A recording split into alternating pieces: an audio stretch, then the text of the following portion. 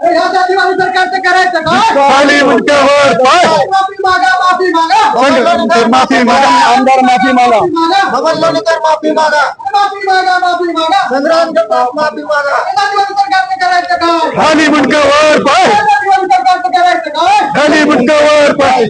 काँग्रेस पक्षाचा जय हो. काँग्रेस पक्षाचा जय हो. भारतीय संविधानाचा जय हो. आज उदगीर काँग्रेसच्या वतीनं उपजिल्हाधिकारी यांना निवेदन देण्यात आलेलं आहे। सरकारी पक्षामधले जे आमदार आहेत ते बेछूटपणे या ठिकाणी वक्तव्य करत आहेत। संग्राम जगताप आणि बबनराव लोणीकर यांनी जे सार्वजनिकरित्या या ठिकाणी आपलं वक्तव्य मांडलेलं आहे त्याचा आम्ही या ठिकाणी निषेध करतो।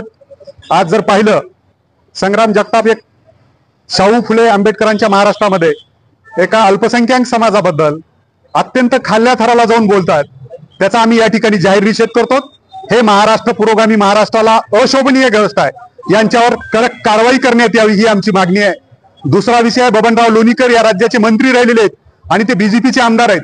त्यांनी आमच्या शेतकरी मायबाप कष्टकऱ्यांना या ठिकाणी हे सगळं जे चाललंय ते आमच्या पैशावर चाललंय, तुमच्या खिशामध्ये काही सुद्धा नाहीये, तुम्ही भिकारचोट आहात, या खालच्या थराला जाऊन शेतकऱ्यांना या ठिकाणी बोललेलं आहे।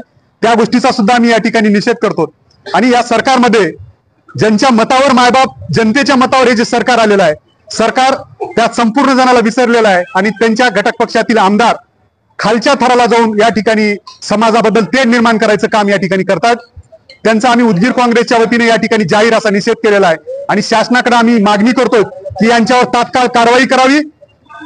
संग्राम जगताप यांनी आमच्या अल्पसंख्याक बांधवाची जाहीर माफी मागावी आणि लोणीकर यांनी समस्त महाराष्ट्रातीलच नाही तर देशातील सर्व शेतकरी आणि कष्टकरी यांची माफी मागावी अशी आम्ही जाहीर मागणी करतो।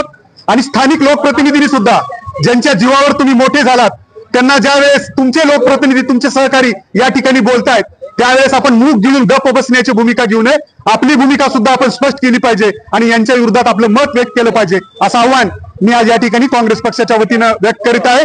आणि या पद्धतीचं निवेदन आणि आज आम्ही उपजिल्हाधिकारी कार्यालयामध्ये या ठिकाणी दिलेलं आहे। धन्यवाद।